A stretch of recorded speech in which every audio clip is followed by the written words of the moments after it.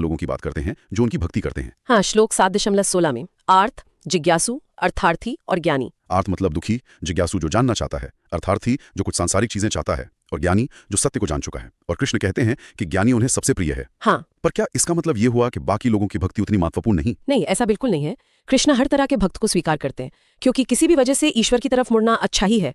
पर ज्ञानी इसलिए सबसे प्रिय है क्योंकि वो बिना कोई स्वार्थ के, बिना कुछ मांगे, सिर्फ प्रेम और सत्य की समझ की वजह से कृष्ण से जुड़ा है। अच्छा। और आगे 19वें श्लोक में वो इसे और साफ करते हैं।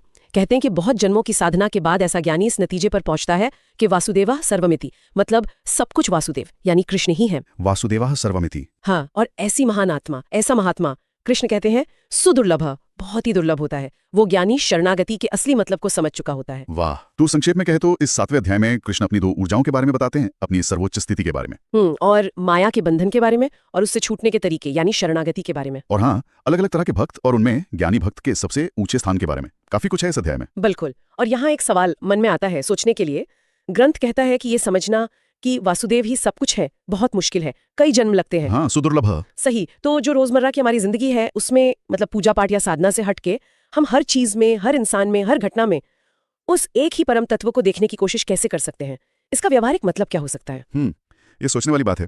शायद यही असली विज्ञान है, ज्ञान को जीवन में उतारना। शायद ये एक विचार है जिसे श्रोता अपने साथ ले जा सकते हैं और सोच सकते हैं कि ये उनके अनुभव को कैसे बदल सकता है।